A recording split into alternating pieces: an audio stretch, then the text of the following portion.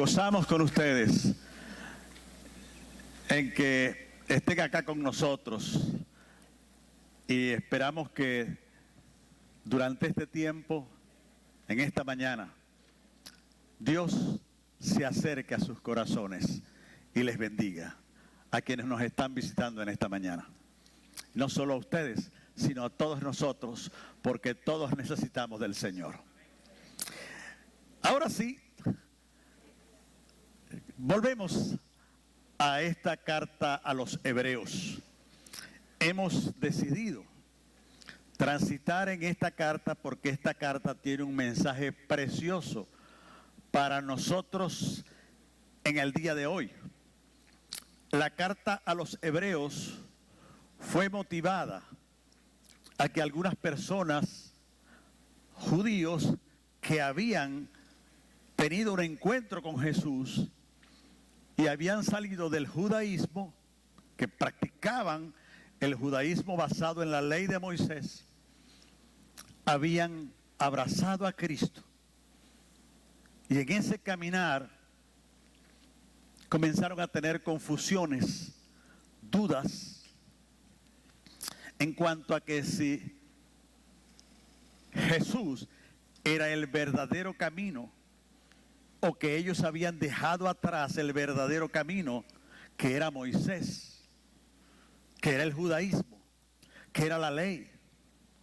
Ellos como judíos tenían sembrado en su fuero interior el judaísmo. Tanto es así que Jesús en el Sermón de la Montaña con sus discípulos, Él procede a sacar de ellos, a hacer un reemplazo, una sustitución de las creencias judaicas sembradas por el judaísmo, la religión judía, y comenzar a meterle los valores y principios de Él como rey del reino de Dios, del cristianismo. Y Él les dijo en varias oportunidades en el Sermón de la Montaña: oísteis que fue dicho en el judaísmo, pero yo os digo.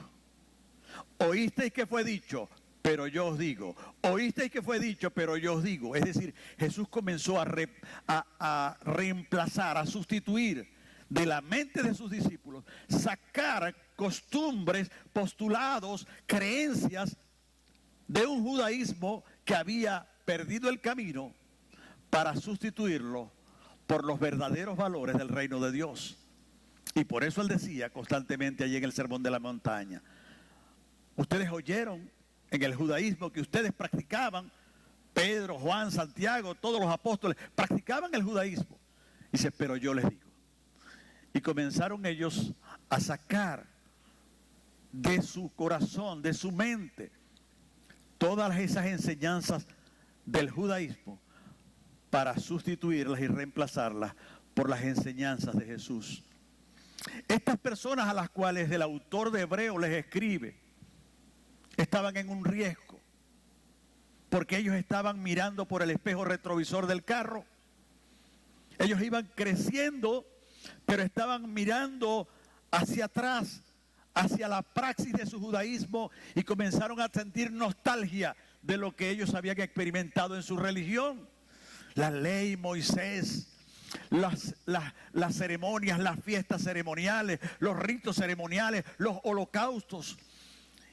Y algunos de ellos decían, parece que nos equivocamos con Jesús, porque dejamos al líder grande que Dios nos dio, como es Moisés, por seguir quizás una aventura que se llama Jesús. Y en esa confusión querían muchos de ellos volver atrás, dejar a Jesús para seguir al judaísmo atrás. El autor de los Hebreos, al ver el inminente peligro de apostasía de estas personas, les envía este escrito maravilloso, una palabra de exhortación, y comienza entonces a comparar lo que ellos consideraban más importante en la religión judía, como eran los ángeles, como era Moisés. Y comienza a comparar esas dos. Hasta ahora hemos visto la comparación que hizo en el capítulo 1 de los ángeles, y ahora en el capítulo 3 con Moisés. Y él dijo allí con los ángeles: ¿a cuál de los ángeles dijo Dios jamás, mi hijo eres tú? Y la respuesta es: a ninguno. Pero a Jesús le dijo: mi hijo eres tú. Y por supuesto los ángeles, Jesús es superior a los ángeles. Y les está diciendo a estas personas que la creencia en los ángeles como ese mundo sobrenatural que invade la esfera humana, invadió la esfera humana real. Los ángeles eran reales, enviados de Dios para ministrar a favor de los seres humanos. Solo tareas específicas que dio a ángeles, arcángeles, a serafines, a querubines. Dios le dio unas tareas a favor de los hombres como mensajeros de Dios. Sin embargo, eran muy importantes para el seno de los judíos, para la población judía. Sin embargo, el autor de Hebreos, usando la misma escritura del Antiguo Testamento, les demuestra a sus lectores que los ángeles a los cuales ellos anhelaban retornar para adorarle y para hacer cosas con ellos, él les dice: ellos, esos ángeles, están por debajo de la autoridad del Mesías. Porque ¿a cuál de los ángeles dijo Dios jamás, mi hijo eres tú? Por el contrario, dijo a los ángeles: adórenle al Mesías. Por lo tanto, si alguien es adorado por otro ser, quiere decir que ese ser está por debajo del que es adorado. Y por lo tanto, Jesús es digno de esa adoración. En este texto vamos a encontrarnos, y les invito a que abran sus Biblias, en Hebreos, el libro de los Hebreos, en el capítulo número 3, versículos del 1 al 6. Yo voy a leer rápidamente para ustedes. Hebreos 3, versículos 1 al 6. Dice así: por tanto, hermanos santos, participantes del llamamiento celestial, considerad al apóstol y sumo sacerdote de nuestra profesión, Cristo Jesús, el cual es fiel al que le constituyó, como también lo fue Moisés, en toda la casa de Dios. Porque de tanto mayor gloria que Moisés es estimado digno cuanto tiene mayor honra que la casa el que la hizo. Porque toda casa es hecha por alguno, pero el que hizo todas las cosas es Dios. Y Moisés a la verdad fue fiel en toda la casa de Dios como siervo, para testimonio de lo que se iba a decir. Pero Cristo como hijo sobre su casa, la cual somos nosotros, si retenemos firme hasta el fin la confianza y el gloriarnos en la esperanza. En la fe de estas personas, lectoras originales, aquellos primeros oyentes, lectores de este escrito, a quien el apóstol quería animarles a que no se dejaran persuadir de que aquello que habían dejado es mejor del camino que habían ahora encontrado en Jesús, y que lejos de detenerse y echarse detrás, ellos debían seguir creciendo, porque precisamente la confusión en la que habían caído les había ya llevado a tener una inmovilidad y haber detenido su crecimiento en el conocimiento de Jesús. Y Él les anima a eso. En este texto, amados hermanos, el apóstol, el autor de Hebreos, no sabemos quién era, por eso me refiero a él como el autor de Hebreos. Él entonces alerta a sus lectores sobre cosas que estaban compitiendo con Jesús en su vida cristiana. En este caso los ángeles, hoy vamos a ver a Moisés. Y de entrada en esta reflexión que vamos a tener en esta mañana que estamos teniendo. Yo quisiera solo poner en nuestras mentes, en nuestros corazones, las cosas que pueden competir con Jesús en el día de hoy.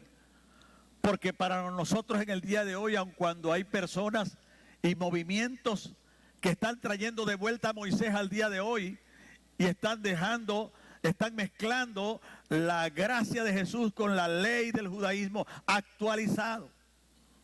Y salen mesiánicos y salen judíos hoy en día, practicantes en una mezcla del cristianismo y el judaísmo, extraño y ajeno a la Escritura. Algo similar le pasaba a los Gálatas, y Pablo precisamente exhorta a las iglesias de Galacia porque estaban mezclando la gracia de Dios y el esfuerzo humano. Eso es el judaísmo. El judaísmo es el esfuerzo humano. Yo quiero alcanzar a Dios. Mi práctica, mi esfuerzo religioso, puedo agradar a Dios. Y ese esfuerzo es vano. Solo la gracia del Señor, como cantamos, nos permite accesar al Señor. Hoy en día hay cosas que también compiten, así como competían con ellos Moisés y los ángeles, con aquellos judíos cristianos. En el día de hoy hay cosas que compiten con Cristo, con Jesús. El gimnasio se llena de personas porque hoy en día ese aspecto físico, musculoso, externo, que queremos que nos haga ver bien, y los gimnasios hoy en día se llenan. No estoy diciendo que eso sea malo, solo que cuando mi dedicación a alguna actividad excede y sobrepasa y compite con Cristo, entonces algo no está funcionando bien. Pero no solamente el gimnasio, ¿verdad? También pueden ser mis hijos, también puede ser mi familia, también puede ser mi empresa, también puede ser el tiempo que le dedico a las redes sociales, al Instagram, al Facebook, y paso gran cantidad de mi tiempo en el teléfono celular hasta altas horas de la noche. Estamos allí. En el día de hoy también hay Moisés y ángeles que en la realidad nuestra se traducen en las cosas que acabo de mencionar. Por lo tanto, en la medida en que nosotros transitemos en el texto de hoy, pensemos en cada uno de nosotros qué está compitiendo en mi vida personal el amor de Jesucristo. Porque el amor de Jesucristo debe ser el primero en mi vida. Todo lo demás viene después. Como ejemplo e ilustración, tenemos a Abraham con Isaac. Dios quería saber si él estaba en primer lugar en el corazón de Abraham. Y le dijo a Abraham: dame tu hijo, tu primogénito, tu único. ¿Habrá alguna petición más grande que esa, hermanos? Yo no creo. Si Dios me pide mi vida, aquí está. Y si Dios me pide la de mi hijo, ¿verdad que la cosa se pone difícil, no? Esa pregunta se la hizo Dios a Abraham. Dame tu hijo. ¿Soy yo el primero en lugar en tu vida? Dame tu hijo. Y Abraham le mostró a Dios que él era el primero en su vida. Y estaba dispuesto a darle su hijo. Y cuando ya iba a clavar el puñal sobre su hijo para ofrecérselo en holocausto a Dios, Dios le dijo: detente, ya yo sé que me amas por encima de todas las cosas. Y esta es una reflexión para nosotros en el día de hoy. ¿Qué está compitiendo en mi vida con Cristo? ¿Qué está desplazando a Cristo de mi vida, de mi atención, de mi amor, de mi servicio? Bueno, en este texto, como quiera que lo que se hace allí alusión es precisamente a Moisés. En esta mañana vamos a ver, grosso modo, alguna comparación del nacimiento, de las grandes hazañas y el clímax del ministerio de Moisés y de su enseñanza. Y vamos a tener una primera imagen allí en pantalla del nacimiento de ambos. de Moisés y de Jesús. Allí lo tenemos, ¿verdad? Tenemos entonces que ambos prácticamente nacieron en forma similar, ¿no? Moisés en una cesta. Recordemos que era hijo de unos hebreos, que el rey había dicho que varón que naciera de los hebreos debería morir. Y cuando nació ese niño, entonces iban a matarlo. Y la mamá lo puso en esta cesta, lo puso en el río Nilo y dijo que la corriente se lo llevara. Y la cesta se ancló en unos juncos y allí una de las sirvientas de la hija de Faraón lo vio. La hija de Faraón dijo: tráiganme la cesta. Y cuando vio a aquel niño llorando, dijo: este es hijo de las hebreas. Y ella tomó a Moisés, le puso el nombre Moisés, que quiere decir de las aguas fue tomado. Y crió a Moisés. Y sabemos la historia. Crió a Moisés bajo la filosofía, la educación egipcia, una de las más grandes civilizaciones del mundo era la egipcia, en el arte, en la filosofía, en las matemáticas, en todas las... Y Moisés fue educado en todo eso. Jesús también nació en un pesebre, como vemos allí. Y también tenemos ambos casos un humilde y particular nacimiento. Entonces tenemos allí eso. En segundo lugar vemos la misión. El nacimiento de ambos, pero ¿cuál fue la misión de ambos? En el caso de Moisés, el pueblo de Israel había estado 400 años de esclavitud en Egipto. Seguramente todos nosotros hemos visto los 10 mandamientos, la película. Y entonces ahí vemos cómo el pueblo estaba esclavizado en unas condiciones infrahumanas, explotados por los egipcios. No eran seres humanos, eran esclavos literalmente. Y Dios dijo: ya el clamor y el gemido de mi pueblo ha llegado hasta mis oídos y voy a sacarlos de allí. Para sacarlos de allí, Dios elige a un hombre y elige a Moisés para que él lidere esta salida de la esclavitud en Egipto. Y lo primero que hace Dios entonces es que lo llama a su presencia para darle la encomienda, para darle la misión. Y lo lleva al monte Sinaí y le dice: bueno, allí yo te voy a dar toda la instrucción. Estuvo con su suegro Jetro y Dios lo llamó y le dijo: a ti te he seleccionado. Mira, Dios, yo soy tartamudo, yo no sé hablar. A ti te he seleccionado. Con tus limitaciones como ser humano, vas a liderar la salida de mi pueblo de Egipto. Y la gran proeza es que Dios, con unos prodigiosos hechos ante Faraón, con las plagas que le mostró y le mostró su poder, y el pueblo de Israel salió de Egipto con mano poderosa de Dios, de mano de Moisés, y el mar se abrió en dos y salieron y fueron allí rumbo al este y estuvieron allí al pie del monte Sinaí. Y en el monte Sinaí entonces subió a ese monte Moisés.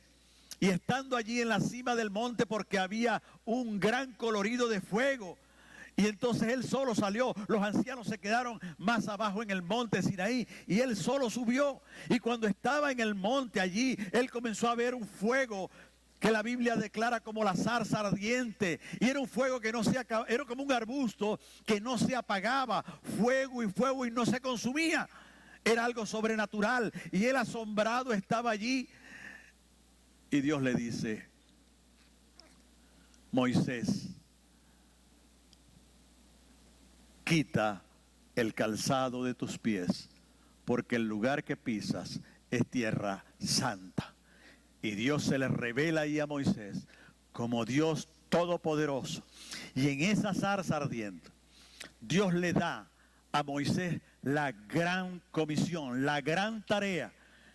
A ti te he elegido no solamente para sacar a mi pueblo de Egipto, sino para que seas el líder siervo de constituir, conformar, configurar al pueblo y todas las leyes y normas que como sociedad necesitan Cuando dos personas entran en una relación, necesitan un acuerdo. Un acuerdo de cómo funcionará la amistad, un acuerdo de lealtad, un acuerdo de perdón, un acuerdo de humildad, un acuerdo de misericordia, un acuerdo. ¿Cómo va a funcionar?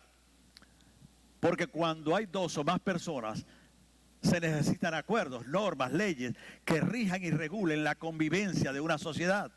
Precisamente Dios quería formar un pueblo porque esa había sido la promesa a Abraham: y haré de ti una nación grande. Y eligió a Moisés para precisamente edificar, configurar, establecer la nación de Israel bajo leyes, las leyes de Dios. Y Dios eligió a Moisés y le dio en primer lugar los 10 mandamientos. Y estos son los primeros, el primer código de leyes que va a regir a mi pueblo Israel. Y le dio todo lo demás. Pero Jesús también tuvo una tarea y le dijo, cuando Él se encarnó y fue bautizado, y cuando se acercó a Juan el Bautista, que estaba bautizando en el río Jordán, y Juan el Bautista vio venir a Jesús y le dijo: he aquí el Cordero de Dios que quita el pecado del mundo. Moisés sacó de Egipto a Israel. Jesús saca al hombre de la esclavitud del pecado. Y esa fue la misión que Él trajo. Él vino a buscarte a ti y vino a buscarme a mí, para liberarnos de la esclavitud del pecado. Y esa misión la trajo Él. Y cuando fue bautizado por Juan el Bautista, se oyó una voz desde los cielos que dijo: este es mi Hijo amado, en quien yo tengo complacencia. Es decir, Él es el elegido para llevar adelante la tarea de la redención del hombre. Como decía el canto: libre soy, porque Él vino a traer con el pago de su sangre precisamente la tarea de redención del hombre. Y además de eso, cuando Él se transfiguró delante de sus apóstoles, se transfiguró su rostro y su cuerpo, comenzaron a tener un brillo, una gloria luminosa. Entonces aparecieron Moisés y Elías, y se escuchó nuevamente una voz del cielo que dijo: este es mi Hijo amado, Él es el elegido para la tarea, para la misión que yo le he encomendado de reconciliar conmigo al hombre. De manera que Moisés y Jesús, ambos tuvieron una tarea de parte de Dios, una misión de parte de Dios. ¿Cuál fue el resultado de su misión? Lo vemos allí en pantalla. Moisés, el liberador de la esclavitud en Egipto, sacó al pueblo de Israel, llevó al pueblo, le dio las leyes ceremoniales, las fiestas religiosas, todo Dios le dio a Moisés aquello. Y Él sacó en liberación de la esclavitud a Israel de Egipto. Jesús en la cruz dio liberación al hombre de la esclavitud del pecado. Por eso el paralelo, la comparación del autor entre Moisés y Jesús. Amados hermanos, este texto de hoy nos enseña que Jesús es el Señor, fiel y digno de nuestra confianza, para confiarle toda nuestra vida en sus manos. Escuche bien, escuche bien. Jesús es el Señor fiel y digno de nuestra confianza, para confiarle, escuche bien, toda nuestra vida en sus manos, y no parte de ella. Toda nuestra vida involucra todo: nuestra vida personal, nuestro trabajo, nuestra familia, nuestros negocios, nuestras actividades estudiantiles, nuestras amistades. Todo estamos llamados, según este texto, a confiarlo en Jesús. Lo primero que vemos allí, el primer aspecto es que Jesús es fiel para cuidar la comunidad de Dios. Eso lo hallamos en los primeros 4 versículos. Jesús es fiel para cuidar la comunidad de Dios. Número 1, la comunidad de Dios posee un valor y una dignidad muy especial. Escuche bien, usted tiene un valor y una dignidad muy especial. Nosotros individualmente tenemos un valor enorme para Dios. Algunas personas piensan que el valor, la dignidad de un ser humano viene por los estudios que haga. Yo tengo 2 maestrías, 3 posgrados, yo soy una persona muy digna. Otra persona puede decir, mira, yo tengo 50 millones de dólares en el banco. Yo soy muy digno porque tengo mucho poder económico. Soy muy digno, tengo dignidad. Otro político podría decir, yo tengo poder político, puedo mandar, persuadir, puedo mandar, ordenar que se hagan cosas. Yo soy digno y tengo dignidad. Otro moralista podrá decir, no, yo cumplo toda la ley moral, yo soy bueno, honrado, no le hago mal a nadie. Yo acato las leyes, yo soy moral, a nadie puede acusarme, tengo una vida intachable, por lo tanto, yo soy digno. Y así sucesivamente, la gente pone la dignidad en razón de lo que tiene, lo que ha alcanzado en la vida. Pero la dignidad de todos nosotros, según la Biblia, no viene de afuera. La Biblia dice que el valor suyo y mío y de todo ser humano viene de haber sido creado a la imagen de Dios. Allí está nuestra dignidad. Y por eso dice el autor de Hebreos allí en el capítulo 3, por tanto, hermanos santos, participantes del llamamiento celestial, hermanos santos, hermanos consagrados a Dios, ya le está dirigiendo precisamente este escrito a esas personas. Él los llama hermanos santos, partícipes del llamamiento celestial. Es decir, ustedes forman parte de ese pueblo del Señor. Y por lo tanto, ustedes están consagrados al Señor.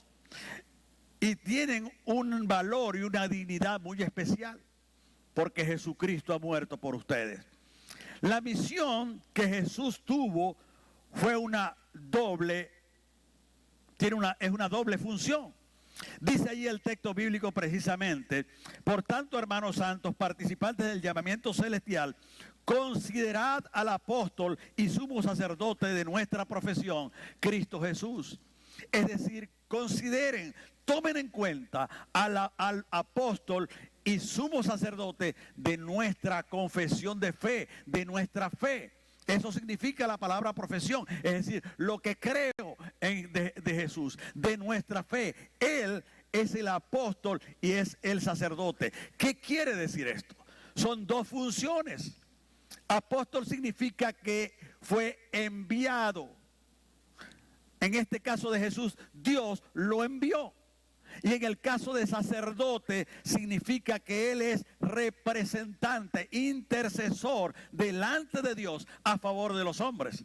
De tal manera, amados hermanos, que Jesús, en tercer lugar, como tercer punto, es el representante de Dios ante los hombres y es representante de los hombres ante Dios.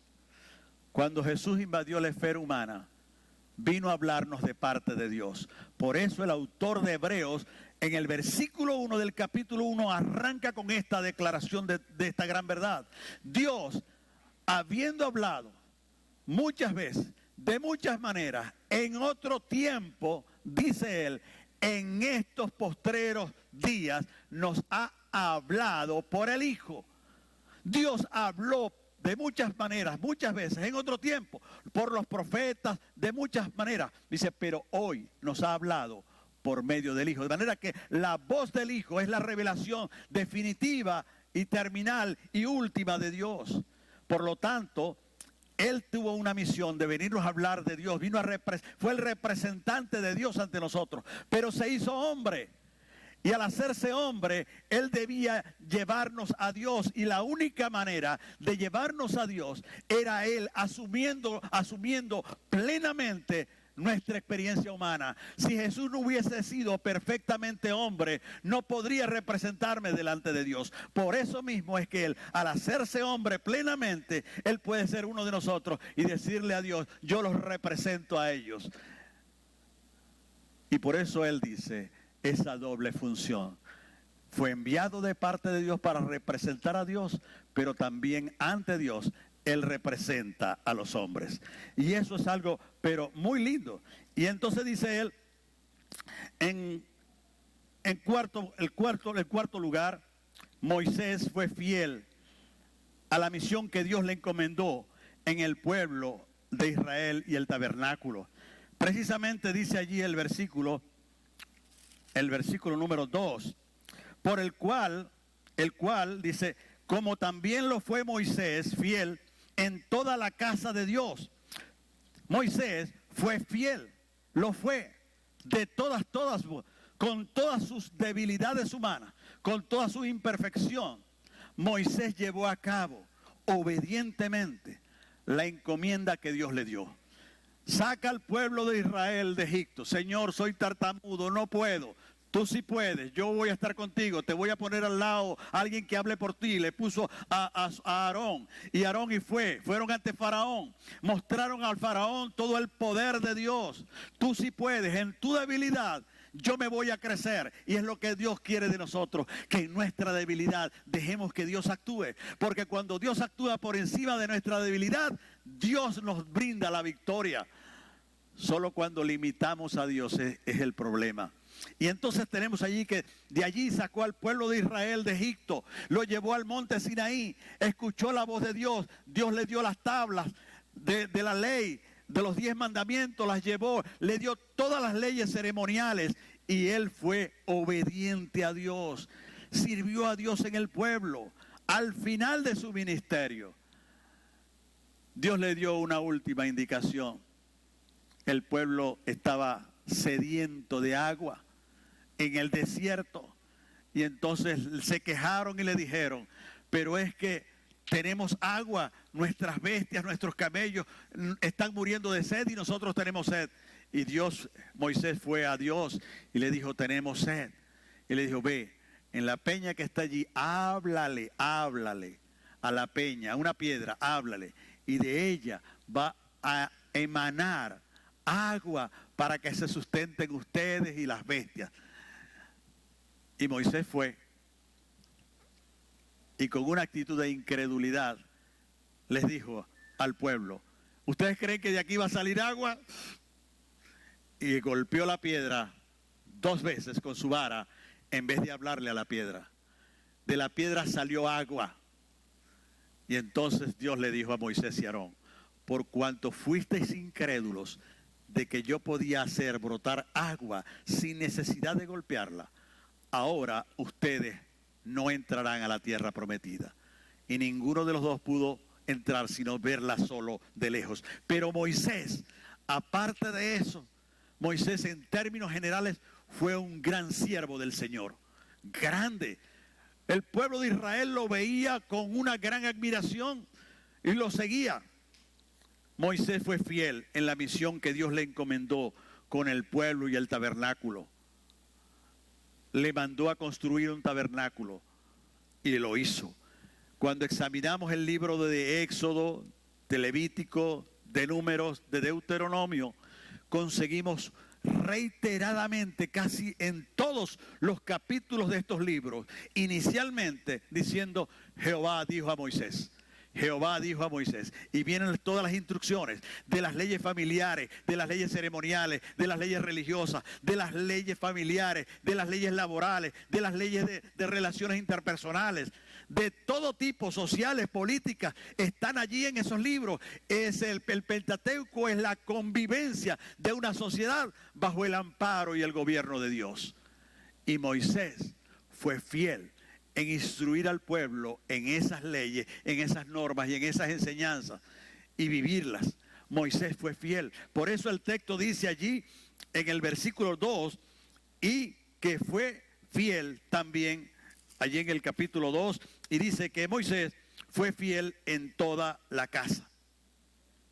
Moisés fue fiel. En quinto punto, Jesús ha sido aprobado, fiel, para cumplir la misión de guiar y ser sacerdote de la comunidad que le fue encomendada. ¿Moisés fue fiel? Sí, pero Jesús también fue fiel. Él dice, para que allí, celestial, considerada el apóstol y sumo sacerdote de nuestra profesión, Cristo Jesús, y dice el versículo 2, el cual es fiel al que le constituyó. Es fiel. Jesús es fiel. Fiel significa cumplir lo que se me ha encomendado. Dios le dio una encomienda y Jesús la cumplió a cabalidad desde el inicio hasta el final. En la cruz Él dijo, consumado es. Cumplí mi tarea. Desde que Él se inició, cuando Él les dijo, arrepentidos porque el reino de Dios se ha acercado, y transitó todos esos 3 años siendo fiel al Señor, cumpliendo toda la voluntad de Dios. Por eso Dios desde los cielos decía, este es mi hijo amado, que es fiel, que es digno, que es el elegido, y tuvo la aprobación de Dios. Entonces Jesús fue fiel al cumplir la misión que Dios le había encomendado. Las dos misiones, aunque paralelas, eran diferentes, porque Moisés fue llamado a liderar y liberar al pueblo de Egipto y llevarlo a un lugar en la tierra prometida y darle a ese pueblo todas las normas religiosas, políticas, sociales y familiares para la convivencia con la compañía de Dios. Moisés no pudo disfrutar finalmente de esa tierra prometida por no acatar la voz de Dios. Pero Jesús no. Todo el tiempo sujetó su vida a la voluntad del Padre. Todo el tiempo. En Getsemaní dijo Él, no se haga mi voluntad, sino la tuya. Siempre Jesús mostró sujeción al Padre, acató la voz del Padre, obedeció la voz del Padre. Por eso fue fiel. Y cuando Él estuvo en la cruz y dijo, consumado es, la tarea de redención tuya y mía, Jesús la logró en la cruz. Jesús logró en la cruz la redención nuestra, el precio que había de pagar por sacarnos de ese mundo de esclavitud a la libertad gloriosa de los hijos de Dios. Y Dios nos dio la libertad en Jesús. Por eso Jesús fue fiel en toda su vida. Y sigue la pregunta, ¿quién de los dos tiene más? Le pregunta a él, a los lectores que querían regresar al judaísmo. ¿Cuál es la supremacía de Moisés sobre Jesús? Ustedes quieren regresar atrás porque consideran que Moisés es superior a Jesús. Y él entonces allí precisamente dice que Jesús tiene mayor crédito en el punto número 7, que Jesús cumplirá. Jesús tiene mayor crédito, mayor honra y mayor gloria que Moisés. Jesús, amados hermanos, es fiel. Y eso nos brinda a nosotros la seguridad y garantía de que Él cumplirá todos sus compromisos y todas sus promesas. Por esa fidelidad de Jesús, usted y yo tenemos garantía de que Él va a cumplir todo. ¿Quién tenía mayor gloria, mayor honra, mayor crédito? Moisés en la casa de Dios, que era el tabernáculo que Dios le había pedido a Moisés que lo hiciera para él habitar en medio de su pueblo. Era un tabernáculo, era como una tienda rodeada de cortinas encima, muy elaborada, con muchas cosas. Y esa era la casa de Dios, el tabernáculo de Dios. Fue Moisés, bajo la guía de Moisés, el pueblo de Israel construyó eso. Y entonces ellos decían, estas personas decían, pero ¿y el tabernáculo de Dios? Lo hizo Moisés. La casa de Dios la hizo Moisés. Y entonces allí el autor de este escrito les dice, porque de tanto mayor gloria que Moisés es estimado digno es decir, Jesús, cuando tiene mayor honra que la casa el que la hizo. Es decir, Dios les entregó las llaves a Moisés como inquilino. Le dio el diseño de la construcción del tabernáculo y le dio las normas de convivencia.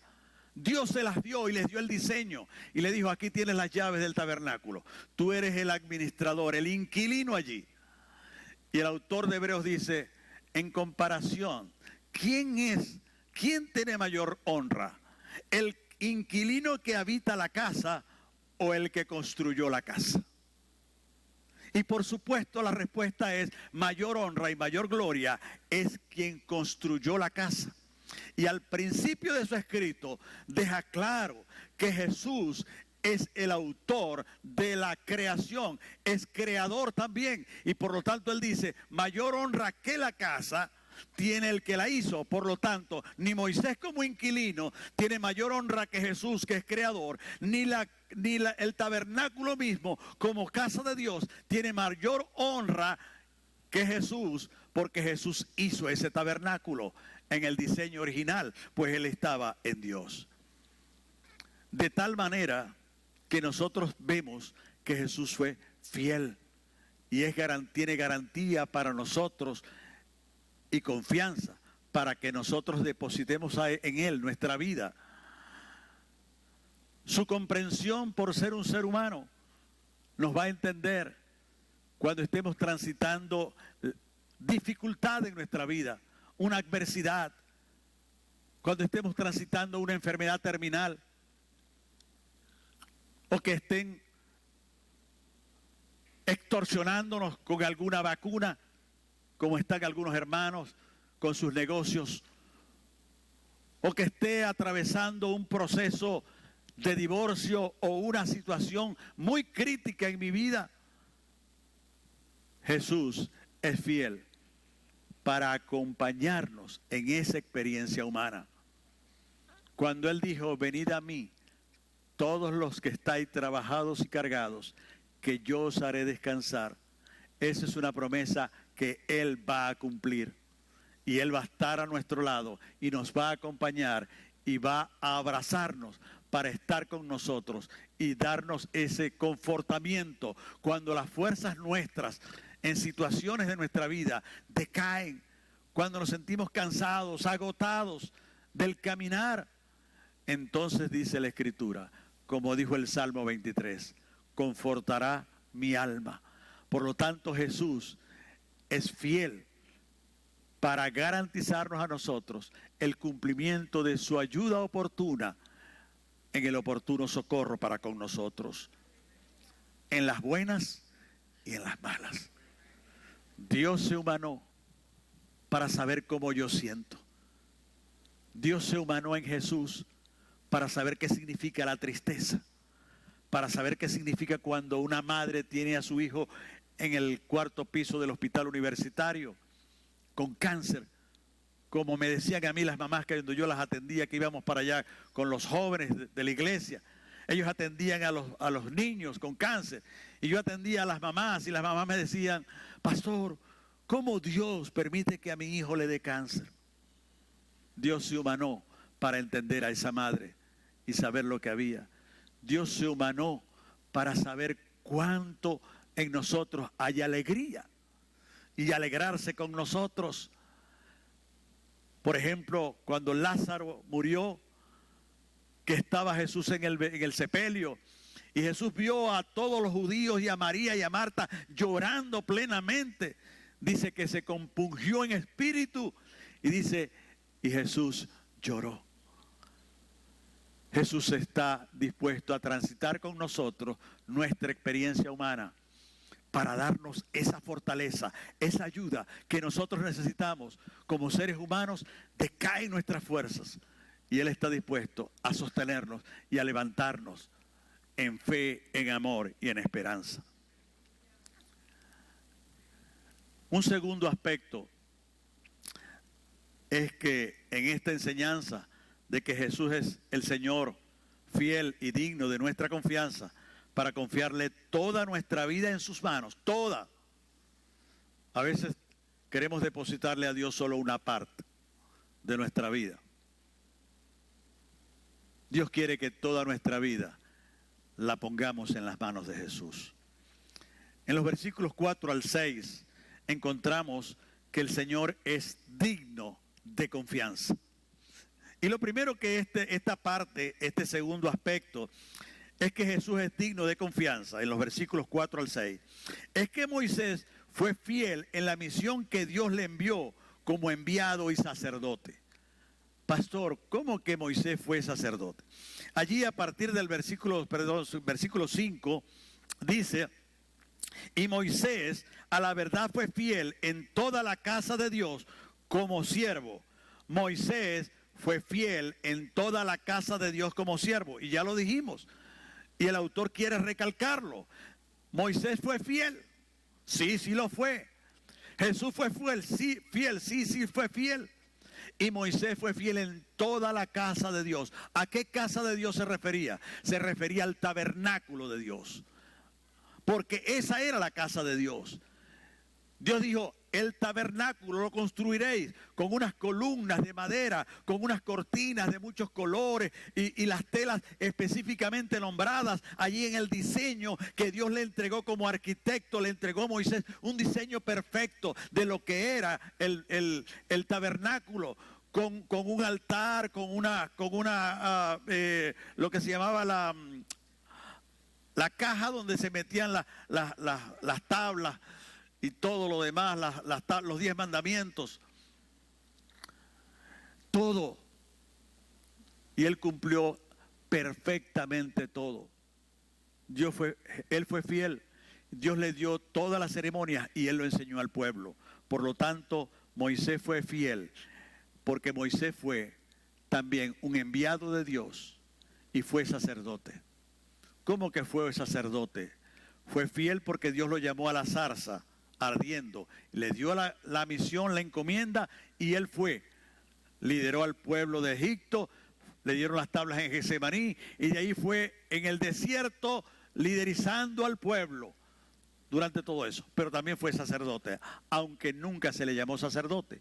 Sacerdote fue Aarón. Sin embargo, ¿qué es un sacerdote? Un sacerdote es uno que intercede ante Dios en representación del pueblo. Y precisamente esa fue la labor que hizo mayormente Moisés. Frecuentemente Moisés iba ante Dios a interceder por el pueblo. La primera vez cuando Moisés estuvo en aquella presencia de Dios, en la zarza ardiente, él se tardaba un poco y los israelitas entonces comenzaron a decir: Moisés se está tardando demasiado. Aarón, queremos que tú nos hagas dioses. Y Aarón, que era el sacerdote, aceptó aquello. Traigan el oro de sus arcillos, de sus esposas, de sus hijos. Traigan todo el oro. Y construyeron un becerro de oro. Y comenzaron a adorar el becerro. Cuando Moisés bajó del Sinaí con las 2 tablas de los 10 mandamientos. Y entonces vio aquella adoración, aquella corrupción espiritual del pueblo, en la cual también había incurrido el sacerdote, como era Aarón, llamado así por Dios, sacerdote. Él entonces partió las 2 tablas de la ley por la ira que sintió en ver a un pueblo sumergido en la idolatría. Y ese Moisés regresó al monte, a la presencia de Dios, e intercedió por el pueblo en idolatría y se acercó a Dios a pedir perdón a favor de todo el pueblo. Eso es ser sacerdote. Por eso, cuando creemos en Cristo, todos nosotros somos reyes y sacerdotes. En Jesucristo somos hechos sacerdotes y podemos interceder los unos por los otros delante del Señor. Y podemos orar los unos por los otros. Y ya no necesitamos de un líder que entre en la presencia de Dios, como eran los sacerdotes, Aarón y la clase arónica, o los levitas, que hacían este trabajo sacerdotal de entrar en la presencia de Dios en representación del pueblo. Porque cuando Cristo murió en la cruz, el velo del templo se rasgó en dos, y ya todos tenemos acceso a la presencia del Señor. Moisés fue fiel en el tabernáculo, en segundo lugar. Y en tercer lugar, Moisés y Jesús son llamados siervos. Allí en ese texto, precisamente, Moisés fue siervo.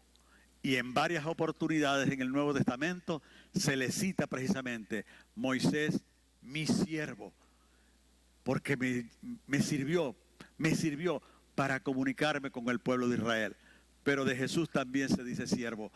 En Isaías 53, y dice, llamé a mi siervo, a mi escogido. Y ahí arranca todo lo que significa el sufrimiento del siervo de Jehová, que es Jesús, llamado también siervo. De manera que ambos son llamados siervos. Y también dice allí en el versículo 6, ratifica que Jesús es fiel sobre su casa. Hay algo bien lindo, donde el autor de Hebreos hace la diferencia. Vean cómo llama a Moisés. A Moisés le dice en el versículo número 5, Moisés a la verdad fue fiel en toda la casa de Dios. Moisés fue fiel en toda la casa de Dios. Pero cuando se refiere a Jesús, en el versículo 6 dice, pero Cristo como hijo sobre su casa. Moisés estaba en la casa, en el tabernáculo. Era una parte de uno más de los israelitas, estaba debajo de la casa. Él no hizo la casa, él no diseñó la casa, la diseñó Dios. Pero de Jesús dice, pero Jesús como hijo sobre la casa. De tal manera que nos da a ilustrar que Jesús sobre la casa, y dice el casa cual somos nosotros, Él es fiel, Él es Señor de la casa. Porque quien está sobre la casa la construyó y se convirtió en Señor de la casa. Por lo tanto, Él manda sobre la casa. ¿Sobre cuál casa? Preguntamos. Y ahí en el punto número 5, precisamente el mismo versículo 6, nos dice, casa, cual casa somos nosotros. Les está diciendo a los lectores que querían ir atrás, querían desertar del cristianismo, le dice, la cual casa somos nosotros. La casa que Moisés fue inquilino, administrador, estuvo en esa casa, era el tabernáculo, que posteriormente fue el templo construido por Salomón. Pero era la casa de Dios física. Ahora en el Nuevo Testamento, en Cristo, ya Dios cambió de escenario, cambió de habitación. Dios tomó las maletas del tabernáculo donde Él moraba en medio del pueblo de Israel y en el templo tomó literalmente las maletas y se fue y atravesó la cruz de Cristo. ¿Y saben dónde puso las maletas Dios? Ahora en una nueva casa. ¿Y saben cuál es esa casa según el texto bíblico? ¿Cuál casa somos nosotros? Dios puso sus maletas en tu corazón y puso sus maletas en mi corazón. Dios no habita ahora en un templo hecho de manos humanas, sino que Dios hizo el corazón en nosotros y Él puso a morar su Espíritu Santo en nuestra vida, en nuestro corazón y en nuestra mente, de manera que nosotros nos hemos convertido en habitación de Dios, en morada de Dios. Somos la casa del Señor. No es esta la casa de Dios. No son estos ladrillos, no son estas paredes la habitación de Dios. Si nosotros como iglesia, como comunidad del Rey, nos vamos y nos ponemos debajo de un cují, debajo de un árbol, esa es la casa del Señor, donde nos reunamos, porque el templo de Dios somos nosotros los creyentes. Usted es templo de Dios. Este lugar no es el templo de Dios. El templo de Dios somos cada uno de nosotros, y en comunión y en comunidad formamos el pueblo del Señor, formamos la iglesia de Cristo. Por eso Él dice que la casa, cual casa somos nosotros, y Él es el Señor de la casa. Por lo tanto, Él cumple sus compromisos, cumple sus promesas. Cuando Jesús le dijo a sus discípulos, despidiéndose de ellos, no se turbe vuestro corazón, creéis en Dios, creed también en mí. Creed, confiad, porque yo les he demostrado que cumplo mis promesas. Voy pues a preparar lugar para vosotros. Y si os preparare el lugar, vendré otra vez y os tomaré a mí mismo, para que donde yo estoy, vosotros también estéis. Y Jesús va a cumplir esa promesa a sus discípulos. Por supuesto que sí, porque Él es fiel para cumplir su palabra. Toda promesa que Cristo nos hizo, Él es fiel, según este autor de los Hebreos, para brindarnos a nosotros garantía de que nuestra vida, al ponerla en sus manos, tenemos la confianza de que Él va a cumplir sus promesas para con nosotros. Allí finalmente el versículo 6 dice: si retenemos hasta el fin la confianza. ¿La confianza en quién? En Jesús. La confianza en Él. Él es digno de confianza, porque Él ha demostrado a Dios principalmente y a cada uno de nosotros que Él es fiel y que Él es digno de nuestra confianza. Finalmente, amados hermanos, cuando nosotros nos vamos a embarcar en un avión, ¿verdad, Henry? ¿Es un acto de fe o no es un acto de fe? No conocemos al piloto. No sabemos si el aparato tuvo un buen mantenimiento técnico, pero nos embarcamos y nos sentamos en un acto de confianza. Y aquel aparato se eleva y vemos por la ventanilla: guau, puse mi confianza, mi vida, en la confianza de un buen funcionamiento técnico y de dos pilotos que van allá. Eso es un acto de fe extrema. Y es más, si el viaje es muy largo, aunque a veces es corto, nos echamos a dormir. Algunos podemos, yo puedo dormir en un avión. Y dormimos tranquilamente. O un barco en el camarote. El barco puede hundirse, el Titanic es muestra de ello. Pero igualmente, yo he hecho cruceros y es algo maravilloso. Deposito, pongo mi fe, yo me voy a dormir al camarote, pero hay un capitán y un barco en quien confío de que las cosas van a andar bien. Cuando vamos a un laboratorio, a una clínica, y nos sacan sangre o nos ponen sangre o nos ponen la vacuna, son actos de fe. Son elementos extraños que están poniendo en nuestro cuerpo, sin embargo confiamos en fe. Si tenemos esa confianza en Jesús, nos ha demostrado que Él es fiel y que Él quiere toda nuestra confianza para bendecir nuestra vida. Allí tenemos una última lámina que tenemos: Moisés, la casa de Dios, el tabernáculo. Y Jesús, la casa de Dios, ¿quién es? Los creyentes. Dios desea, amados hermanos, que nosotros traigamos y depositamos toda nuestra vida en el Señor. ¿Qué significa confiar en Él? Significa comprometernos con su reino. Significa comprometernos con su iglesia. Significa amar a los hermanos, amar al mundo perdido y sumarnos al esfuerzo de proclamar las buenas nuevas del reino, y sumarnos al esfuerzo también de tener y sumarme a la edificación de su iglesia. Dios nos bendiga y nos ayude a confiar nuestra vida en Jesús, que es fiel, para la gloria de Dios.